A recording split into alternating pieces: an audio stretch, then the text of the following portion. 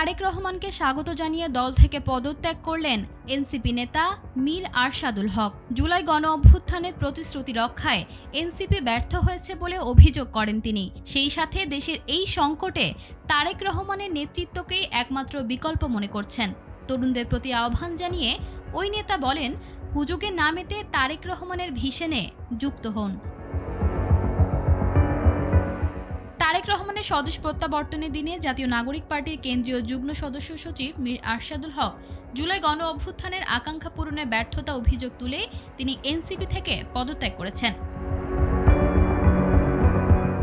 Facebook পোস্টের মাধ্যমে আরশাদুল হক জানান যে নতুন রাজনৈতিক বন্দোবস্তের স্বপ্ন নিয়ে তিনি এনসিপিতে যোগ দিয়েছিলেন, গত 10 মাসে তার প্রতিফলন দেখেননি। উল্টো দলটির নেতারা জুলাই গণঅভ্যুত্থানের চেতনা রক্ষায় ব্যর্থ হয়েছেন এবং ভুল পথে হাঁটছেন। এই অভিমান ও ক্ষোভ থেকে তিনি দলের মিডিয়া সেল ও শৃঙ্খলা কমিটি এবং চট্টগ্রাম মহানগরের প্রধান সমন্বয়কারী সহ সকল পদ থেকে সরে দাঁড়ানোর ঘোষণা দেন। এমনকি চট্টগ্রাম 16 আসন থেকে এনসিপির হয়ে নির্বাচন না করার সিদ্ধান্ত জানিয়েছেন।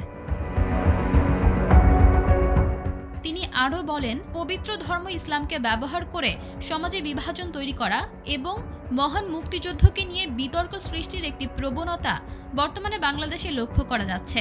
একটি গোষ্ঠী বা চক্র নিজেদের স্বার্থ সিদ্ধির জন্য দেশকে অনিশ্চিত ভবিষ্যতের দিকে ঠেলে দিতে চাচ্ছে। এই মুহূর্তে সবচেয়ে জরুরি প্রয়োজন হচ্ছে গণতন্ত্রের উত্তরণ এবং বাংলাদেশের স্থিতিশীলতা প্রতিষ্ঠা করা। আরশাদুল হক মনে করেন, তারেক রহমানের জনকল্যাণমূলক ভিশন এবং স্বাস্থ্য, শিক্ষা ও পরিবেশ নিয়ে তার স্মার্ট অ্যাপ্রোচ অত্যন্ত বাস্তবসম্মত। পপুলিজম বা হুজুগে না মেতে তারেক রহমান দেশের মানুষের মৌলিক অধিকার নিয়ে কাজ করছেন।